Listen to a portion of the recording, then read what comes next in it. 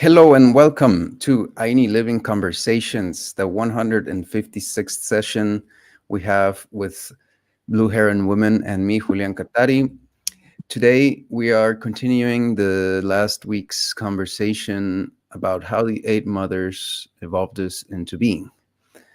So it's a very deep and profound and very scientific and maybe even technical teaching that we're having, but it touches all the branches of life, and you'll probably discover things that you've never heard of in this conversation. So we invite you to listen carefully and replay as needed and feel welcome.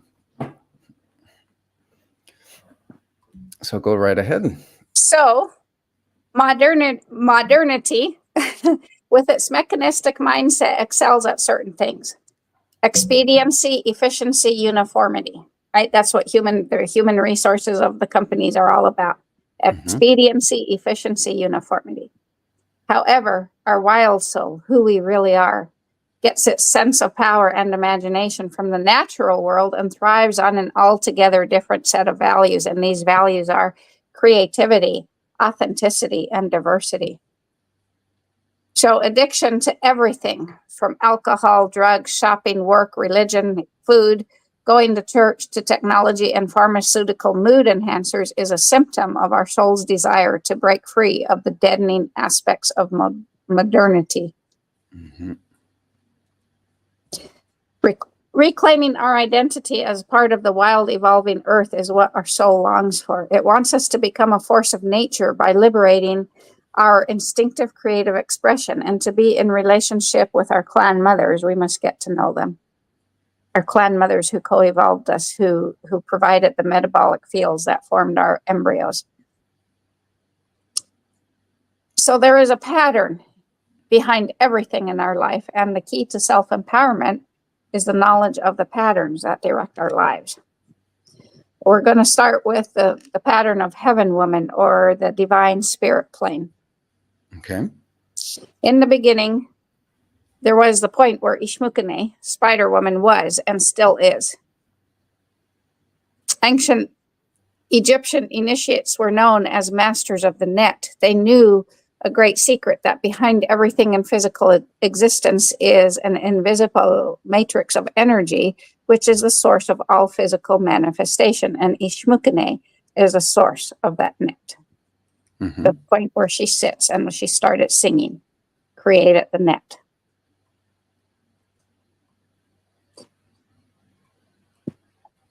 It is this invisible matrix that spun us into material form through our creative spirits, our five creative spirits. And our clan mothers then co-evolved us with the patterns known as sacred geometry. In the highest level of modern physics, it's understood that physical matter is based on both physical particles, or atoms, and smaller subatomic things in different states of vibration, and on waves. Waves can collapse into particles, and particles can disintegrate back into waves. This is called wave-particle duality. Similarly, the ancients based both their understanding of natural forces and their healing methods on this dynamic vital energy, not on the physical matter itself, which is simply a denser manifestation of the underlying energy patterns. So they knew that the energy of Holy Mother, or God, in different states is the core of all existence. This is a matrix that Ishmukene, Aini, and then Aloha and Tao started singing together to create this matrix. So whenever we see a physical form, we need to think of it as not a solid inert structure, which we do. We think of everything around us as a solid inert structure, and we need to stop that. We need to realize that it's not. And we always need to keep in mind that what stands behind this structure is the net, the vibrational matrix of Holy Mother energy, or energy, that this form crystallized out of. So we also need to then remember that the physical form can change immediately when the background energy matrix changes. So the solidity of matter is an illusion, and through this journey, we will now become masters of the net. Modern physics, medicine, and science has allowed materialism to restrict its understanding of this larger reality. And modern materialism sees energy only manifesting at two levels, which would be the electromagnetic and the physical. But there are actually 7 planes. You might hear people talking about higher and higher levels. The thing is, this is like a Russian nesting doll. Each level expands in all ways, and the artwork gets more intricate, more detailed, and each feeds the other. So we also hear of from the New Age movement of we're ascending to the 5th dimension. Well, trees don't grow up and be stable without growing down at the same time.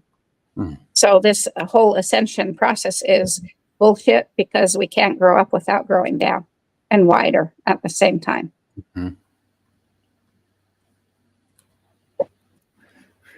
Okay. So there are geometric shapes that resonate with each of these 7 planes, and working a lot with these planes along with the vibrational matrix or net is the key secret that makes possible advanced applications in prosperity work, the materialization of energy and thought forms into physical reality. That's what prosperity work is. Not making money. It's the materialization of thought forms into reality. Wow. It's all about knowing how to work with the patterns of energy. So to become masters of the net, we start with a point, the 0 point plane or dimension. This point is an energy center of divine unity from which everything emerges. It's where Shmukane sits, where she started singing. And it's where she always has sat and where she always will be. Uh-oh. Now we lost you. Now this thing says the battery's dead. Yeah. Okay, so I'm going to have to go with this camera. Sorry. At least I have this one. Yeah. Okay. It's supposed to be plugged in and should charge, but it died. So sorry for the interruption. That's Keep okay. going.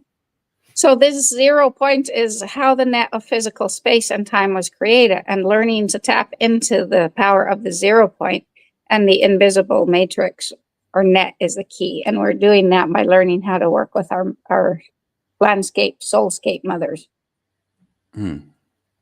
So next is Earth Woman or Pachamama or Gaia. And the idea that the earth is alive has existed since ancient times. The name Gaia is of a living entity that was used by the Greeks 2,000 years ago. She's a complex entity involving her biosphere or atmosphere, ocean, soil, plants, trees, animal, rocks, and human animals. The totality of this constitutes a feedback system which seeks an optimal physical and chemical balance. She also has a net. She is fatter at her middle by 13 miles than she is at her poles. And this fatness is called her equatorial bulge and results from her spin. So any woman with a muffin top, are you spinning there? That creates your muffin top? Because Pachamama has a muffin top, without a doubt. Her magnetic field takes a daily beating from solar wind. And at dawn, her magnetic field lines shrink and surge through the land, our homes, our bodies, and brains. This field weakens at night and roars back to life every morning. And I can tell you now that I feel it every morning. I feel it every morning because I'm awake. Whether my alarm goes off or not, my alarm doesn't go off till 6, but I'm awake at 3 and I'm feeling it surge through my body.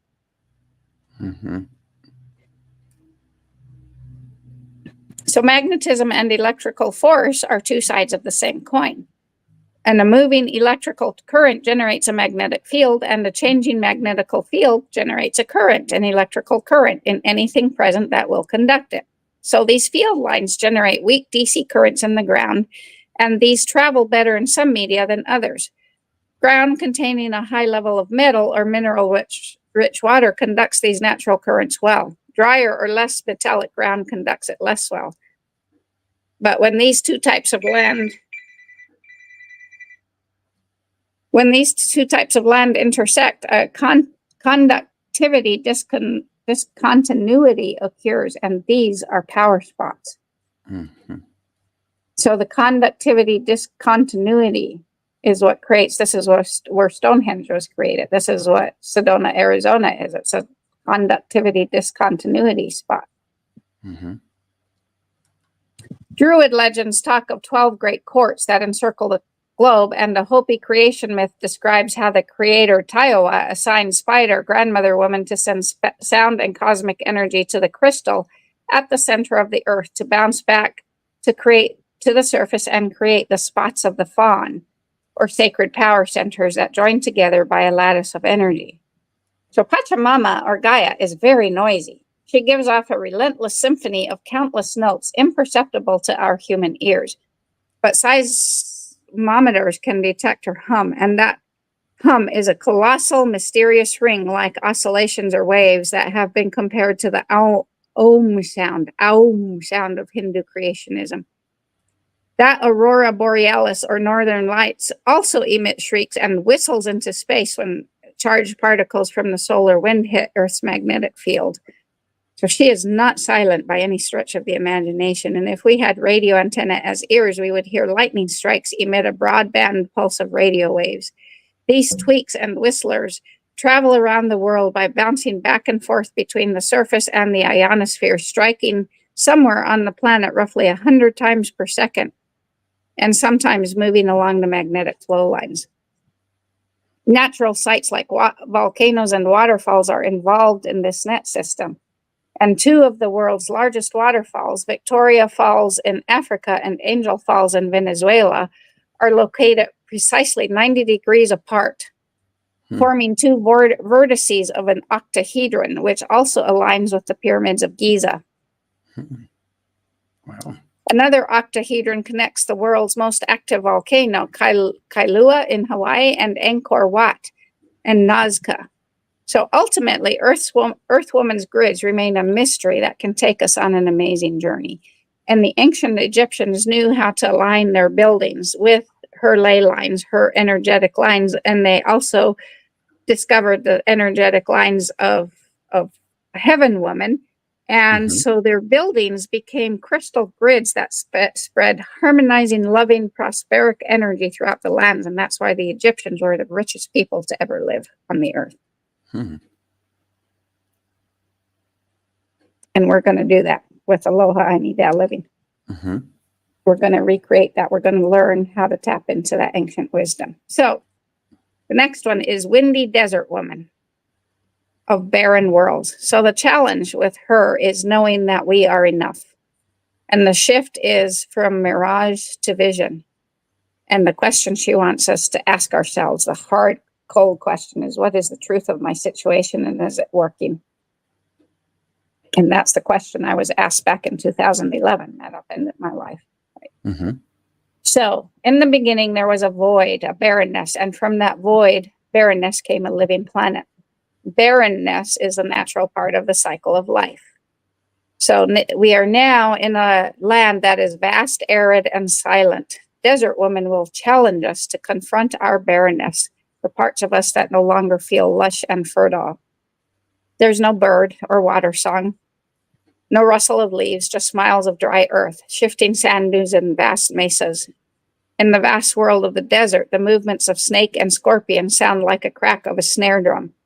The slightest shift of the wind is noticeable, and silence carves out a space inside of us, empties us.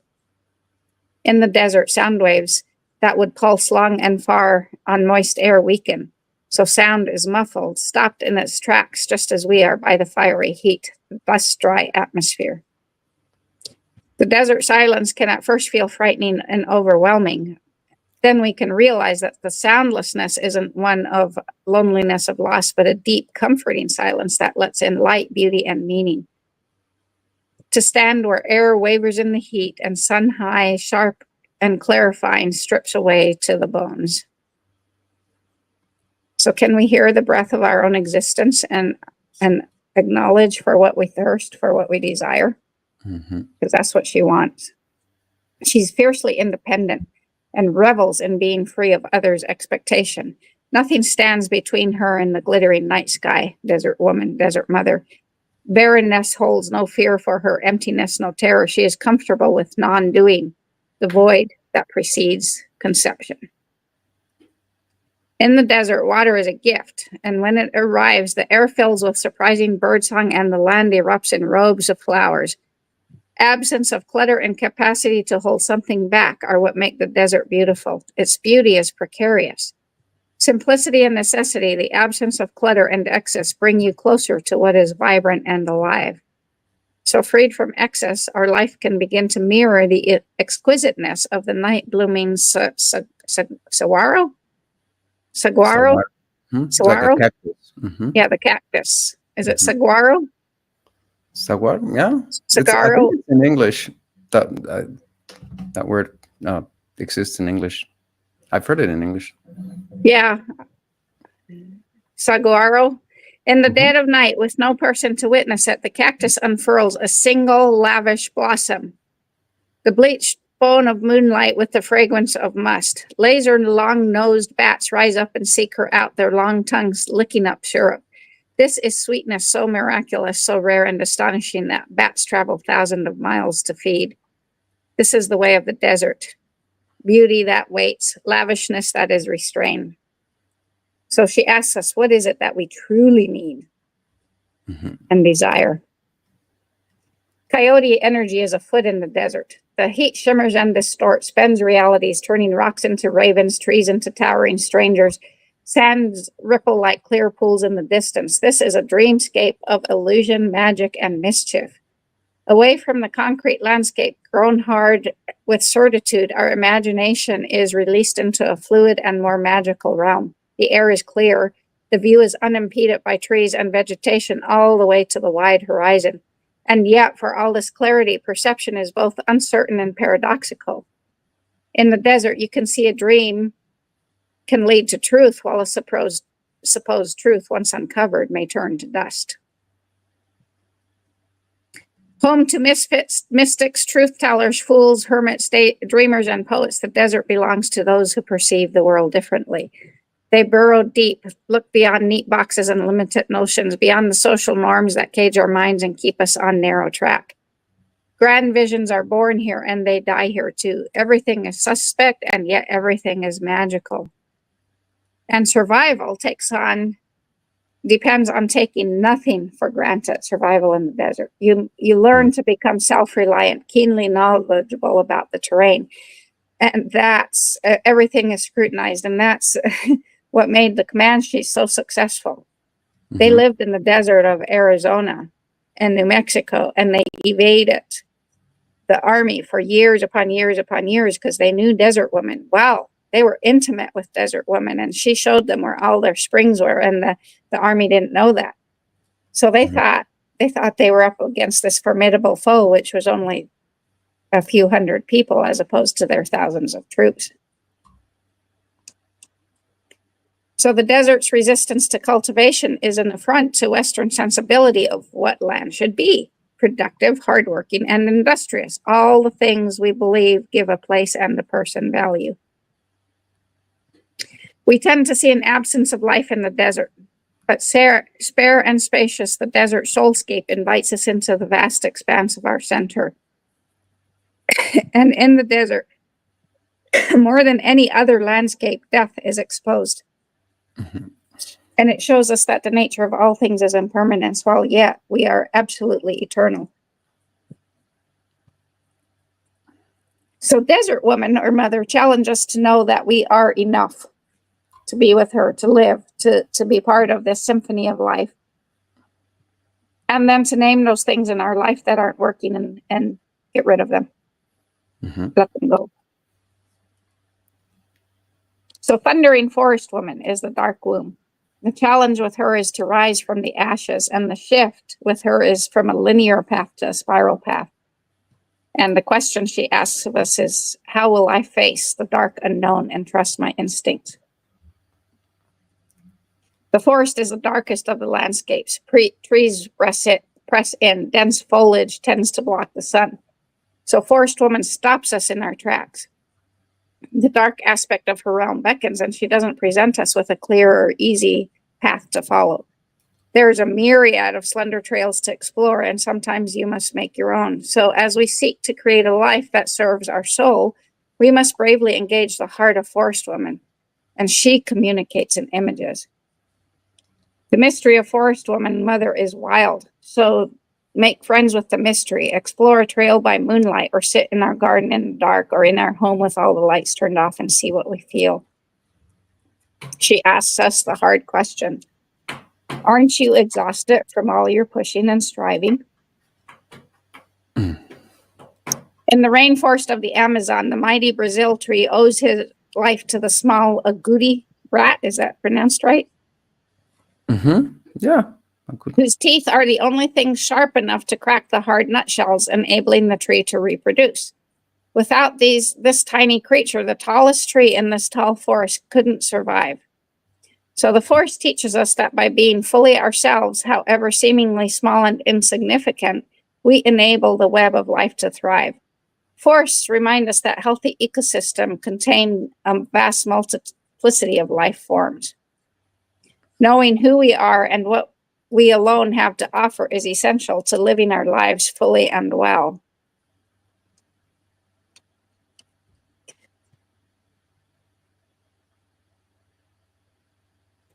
Unlike the tiny agouti rat with its peculiarly sharp teeth, we often neglect to develop our innate and unique talents, and the larger world suffers because of our self-neglect. We've spent our life shaping ourselves to fit the world as we see it to be, or as we were told it is, hoping that to ensure our welcome and sense of purpose. However, the earth needs our gifts, not what society has told us. So if we've ever stood by an ancient tree, we have experienced a rooted being, a calm, aware, present, earth-connected, and secure in her body being. Forest Woman invites us to be similarly rooted. She assures us that the seeds of our new life will not fall from the sky. They will rise up in us from the deep, dark soil, if only we tend to them. And one of the best things we can do with Forest Woman is to root ourselves in our own body. And so many of us are so seeking a way out of our bodies. So a man or woman rooted in his or her own flesh has come to find his or her own way to being her or his earthly, instinctual, sensual self. And in this moment, we become radicalized, unwilling to settle for anything less than being our wild, authentic, non-domesticated self. Native Americans call the tree standing people. Trees share with us this vertical life, only they remain in place from birth to death. Being stationary requires ingenuity. Some trees contort themselves to push through the crowded canopy and receive their share of sunlight. Trees have learned to live large despite constraints all around them.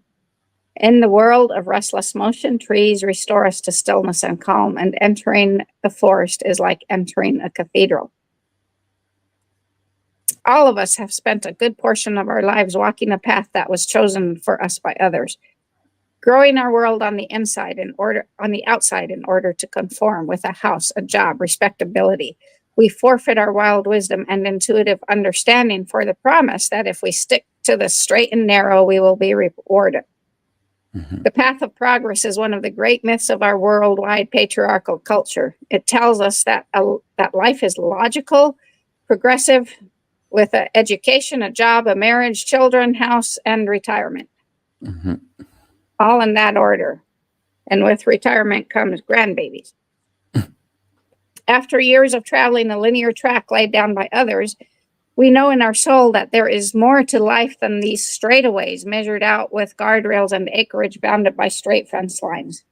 So now it's time for us to grow our lives from the inside out, learning the way of the feminine soul, the labyrinth with all its twists and turns to reveal our true nature. To walk the spiral path is to surrender to nature's rhythms. We co-create with the world rather than push our way through in greedy competition. Everything in nature bends and curves. So moving in the forest, we are no longer a path follower, but a path maker. And as a fully embodied forest being, you are creative, curious, and attuned to your own inner compass.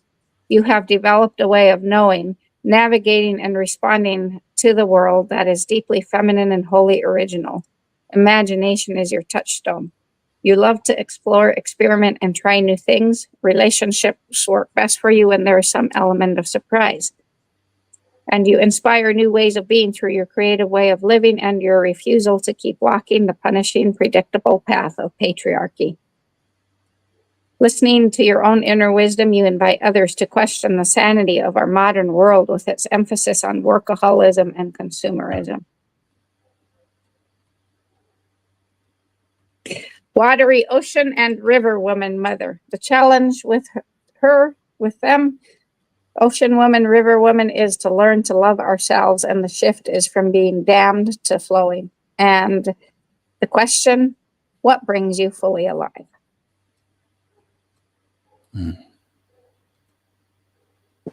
Each one of us, bodies within us, each one of us carries within us like a vast body of water, a vast body of water and an ever-changing cycle of emotions.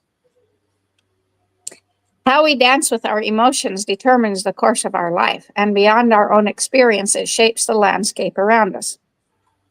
Like the flow of a river that over time carves the canyon, every droplet of desire, every droplet of love and wanting shapes the contours of our existence and our wider world. And yet, in so many ways, our emotions and desires have been polluted and diverted and damned by a culture terrified of feeling. Ocean River Woman invites us to welcome the rising tide of our belongings, even if they feel muddied or out of control or reduced to a trickle or a drop at a time, because one day our waters will break and we will embark on our own rebirth. So to live according to our own passions, we must dismantle the dam that holds us back. We must open ourselves to be moved and changed by life. Claiming our ocean and river self, we will discover that we can never be broken. We are immense and powerful like the waters of the earth. This soulscape and physical landscape is an invitation to explore what it is that pulls us and influences the flow of our life. It's an invitation to move from the shallow waters of superficial thinking and doing into the depths of exploring what is possible for us, for our community, for our fellow creatures, and for the whole world, and for our next 7 generations. Letting go and being led by what we truly love is the ultimate challenge. We've been taught to sublimate passion for duty and to do what society deems correct. So to fully embrace our life purpose, we must reclaim our ability to feel fully and passionately. So dive in and see how the water holds you. Become fluent in the language of emotion and let it carry you to the heart of your being and into a life that is beyond anything you've ever imagined. Ocean River Woman beckons us to explore the sea caverns of our soul, to live a life of significance, to be truly responsive to the plight of the planet and our own wild soul.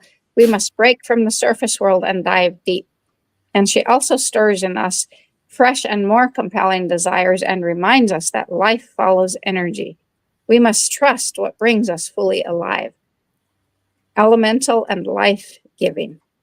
We must trust that. Ocean River Woman exposes the hollow heart of our mechanistic society that functions on the principles of expediency and productivity at the expense of wonder and joy. We live in a world that attempts to dominate nature, and this leads us to dominate other people and worse still, our own spirit. So, are we weary of the rules of how we should be that disconnect us from the wild flow within? In 1935, 60 million tons of concrete were laid to create Hoover Dam in Nevada that feeds the city of Las Vegas. At some point in our life, we began to pour concrete of our own. How many tons of concrete have we poured? This concrete is made of fear, anxiety, stress, and more. And our task now is to bring down the walls of our inner dams.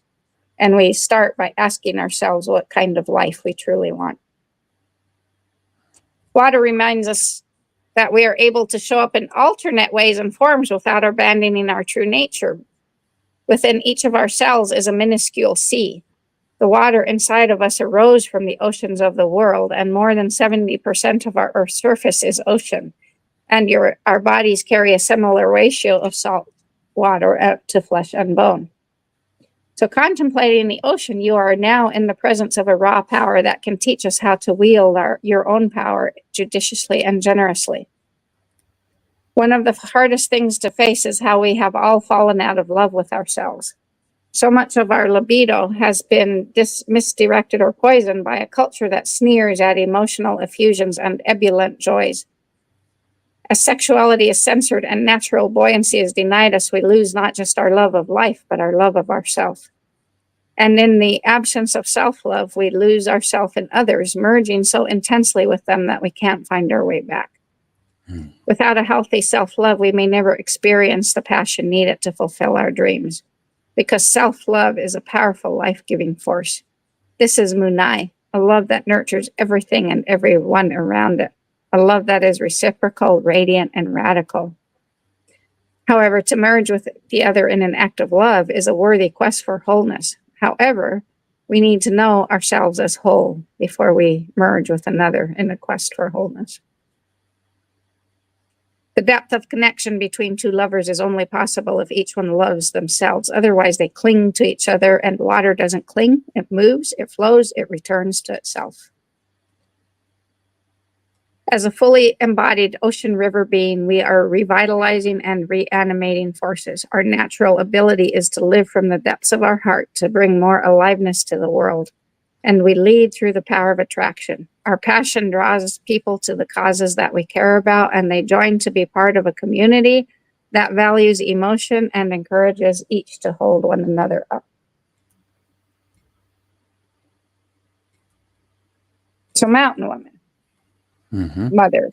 The challenge with her is to embrace friction. The shift is going from broken to whole, complete perfection. Oh, and I see I forgot to put the question in that she asked us. So Mountain Woman is our soaring granite magnificence. She dares us to play in the realms of the gods and goddesses on the highest levels. She urges us to emerge from our cave of containment into wide open spaces, to own our influence and to take our place in the world. Most of us resist her.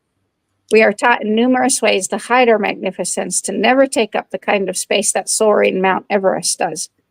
Mountain Woman will not be silenced. She spurs us to see our whole, complete perfection, to emerge from the confines of domestication and claim our full, multidimensional nature so we can move through it.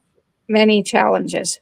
She asks us to carve out space, to make room for bigger visions and bigger dreams and grander visions. And she spurs us on a great adventure of moving beyond our comfort zones to bring out what is within us. Mountain Woman helps us reclaim our most fundamental power of creation, to take back our rock-solid belief in our ability to effect change. And with her, we are not afraid to walk away from the calcified, lifeless system to create a new and better one. She constantly reminds us that we are a divine being with the capacity to look beyond the confines of the old system toward a long-range vision. She speaks to the power that is within us to shape our world according to what we truly value. Without the need to aspire to great heights, our life becomes incredibly dull. So when we seek our full aliveness, we make the mountains our home, continually letting our vision grow, stepping up again and again to reach for higher peaks and greater vision. This process builds our spiritual muscles, and when we assume the strength of great mountain women, we grow in authenticity and have a greater impact on the world. She summons us to rise up and appreciate our own grandeur, to grow as big as we need to be, to respond to the magnitude of the changing times. Mountains are ancient beings. They were here long before humans. To gaze at a large mountain is to be held in the cradle of Earth's history, reminded of a continuum of cascading effects that happen outside of immediate time and space. Ancient, deep, and abiding, they offer a deep time perspective. We normally think of mindfulness as relating only to the moment. However, mountain consciousness reveals how each moment leads to other hugely important moments. So they invite us to consider how each moment of mindfulness brings us to the vastness of time and space, to know that the choices we make in the here and now will have towering consequences in the future. The League of the Haudenosaunee knew this. The ancient league, the modern one still knows it, but they're watered down by patriarchalism. Their Hmm. council based its decisions on the well-being of the seventh generation. They weren't motivated solely by immediate needs or self-willed desire. Their laws were designed to serve the whole tribe and the future of the tribe 140 years out. They were thinking like a mountain. Hmm. So more than any other landscape, the mountains shift our perception and our perspective. What we see and know at the bottom of the mountain is not what we see and know at the top. Far vaster picture. How we see things is how we make meaning of our lives. It shapes what we think and feel. A time will come when we are called to the mountains in pursuit of our higher calling, because we each have a dream to realize or a desire to come to know the great soaring spirit of our higher self. We all want to touch the divine within. So the mountains confront you. How will we climb them?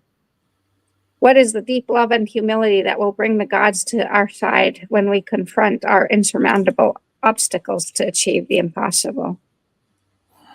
When we stand in awe of our own feats and others' feats, reflecting on how we managed to complete a challenging project or learn a new skill or take a stand for something of value, we can know that we are carried by more than human strength.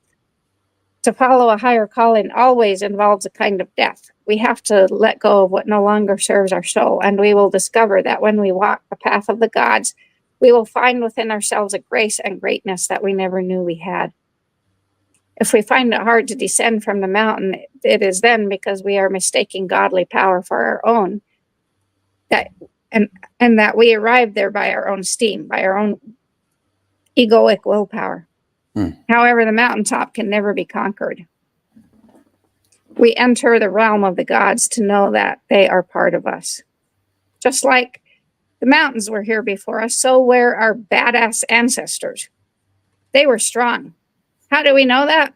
Because you're here and so am I. Our bloodlines survived millennia of plague, war, famine, infant mortality, genocide, and plain old bad luck.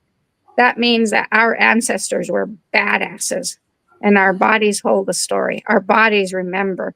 Our whole being, our true undomesticated nature will become a testament to the larger story of being a badass.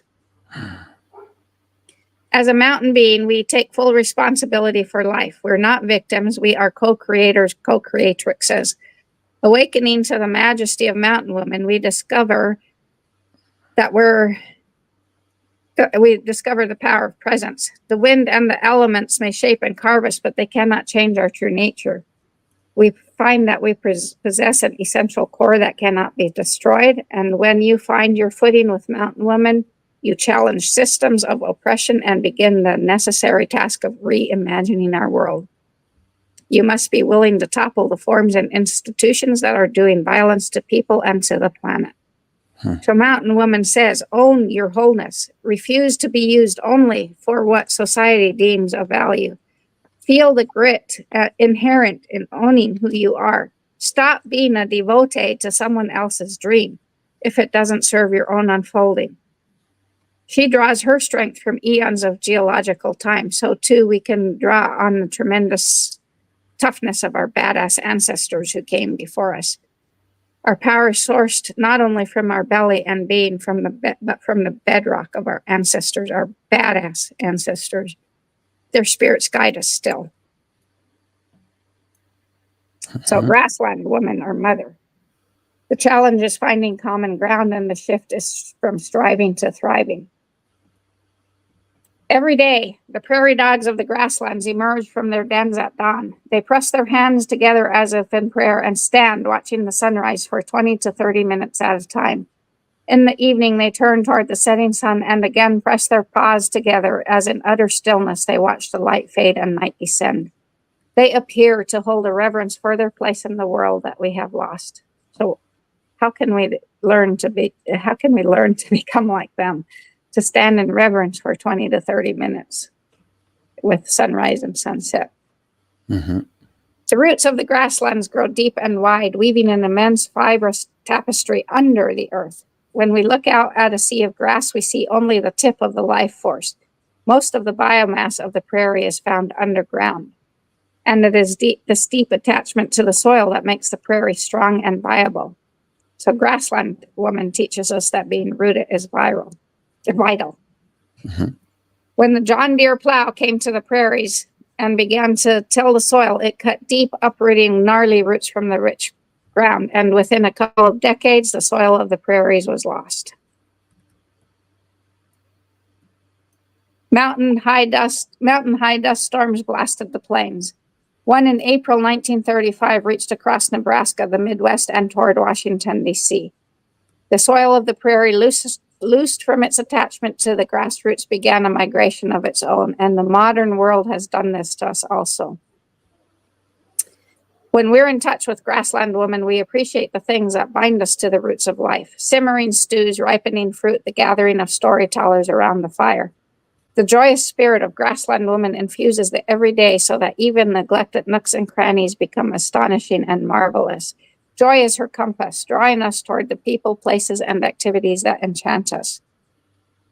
The prairies once covered 40% of North America, extending from the tall blue grasses of the east to the Great Plains.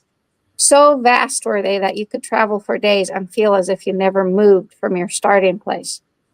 Stretching for thousands of miles in shades of blue, purple, green, and gold that changed with the seasons and the spread of forbs and grasses. This was a space that seemed to expand into infinity. The prairie was a wide open field in which anything could happen and in which we believed we could become anything we wanted. So for all their vastness, the grasslands are predicted on a deep inner restraint. The richness of the land comes from within and is continually nourished and replenished by every member of the community. Over the years, the grasslands and her natural inhabitants have built up a capital of soil that benefits the whole systems. So the grassland teaches us that true freedom isn't grounded in ego-based grandiosity or a rugged sense of individualism, but rather a simple dedication to a way of living that consistently cultivates our inner depths. If our sacred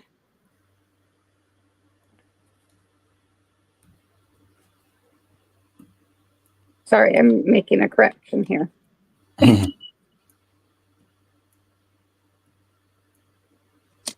If our sacred quest to be at liberty to fulfill our own particular human potential becomes confused with material desire or self-centeredness, then we lose touch with what it is to be truly free. The way of true freedom is a daily practice of giving back, of living not just for our own self-referential needs. So Grassland Woman represents the open field where we can all gather. If in our pride or privilege we view ourselves as separate, we will not join the group and flourish. Grassland Woman knows that life thrives through communion and community. She reminds us to respect our natural rhythms and to honor our cycles and seasons, to stop pushing and to start listening deeply to the needs of our body and psyche. She requires us to open our soul in a way that a meadow opens its heart to the sun, rain, and air. Her abundance is predicated on reciprocity. Every one of her denizens is responsible for the well-being of the whole. Reciprocity is as natural as breathing. This is Aini. It is the antithesis of an ego-centered culture that takes without thought. The question is, how can we work together to create a stronger and more abundant whole? And the last one is Lake Woman. We might know her as Lady of the Lake. This started with the ancient Celts who believed lakes to be sacred spaces that bridge the material and supernatural or spiritual planes. And they believed that mystical beings resided in the enchanted lakes. And last week we talked about how the Lake Titicaca, the Incas believed the same. So these beings were associated with healing, prophecy, and the bestowal of mystical artifacts. In Celtic myth, they could shapeshift into swans so they could move effortlessly between the planes. In Arthurian legends, she became known as the guardian of the mystical sword Excalibur. This symbolized her role as a provider of power and guidance, and so she reminds us of the transformative power of lakes, natural lakes that keep our lands hydrated, and the profound influence of feminine wisdom. And that's all I've got. Wow. This has been amazing. What was your favorite? Anyone listening here? Which one of all? I was really liking the mountain. Yeah. And they're all so amazing. And so They these are the are. Baguas of the Tao, and I don't know. It's a compilation of so much wisdom. It's been really amazing journey. Wow. So I'm out of words. No, it has been wow, and then it's like it's been 45 minutes. It felt Yeah. like it was really quick. Oh man, Well, really wonderful words. And so as you can see, people, this is the wisdom that gets generated, that gets cultivated when you allow yourself to be completely free, and when you allow yourself to punch holes in the sacred cows. And that's what we do at Aloha Need Out Living. Everybody's invited, and we're going to continue our investigations. And do we have a sneak peek of next week's ah, topic? yeah. Let's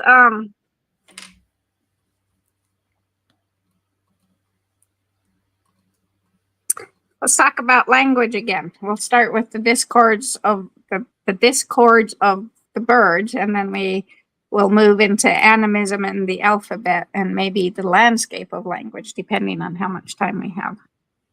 Okay, so how about This, the the landscape, discourse of the birds. the discourse of the birds? Yes, let's title it Cool. that. I like that already. So this discourse the discourse of the birds coming up on next week at the same time. Are we going to through a time change? That's until November Um, 20 something, right? let's leave it at this. We won't change till November 5 is the Okay. time change. Okay. Okay. But So seeing as how you and I can't seem to get together at 7:30, I don't think we can start the live stream at 7:30. yeah, we can. Okay, we can. Do you want to Because do I'm it done with 7:30? feeding. It's dark now. I'm well done with feeding time by 7:30. So Okay, so let's push it back. I have no problem changing the time. okay, So 7:30 my time, 6:30 your time, right? yep. Soon we'll be on the same time. Yeah. Yeah. Okay. Well, 7:30 then Central Standard Time for people in Okay. the US, and anywhere else you can calculate what time is that in your time zone. Otherwise, I know most of you watch this on the recorded session, and please leave us a comment, and please participate in this, or we will all be bereft forever if we Yeah. don't participate. So thank you very much for being here. Waterfalls of Blessings, and we'll see you on the next session.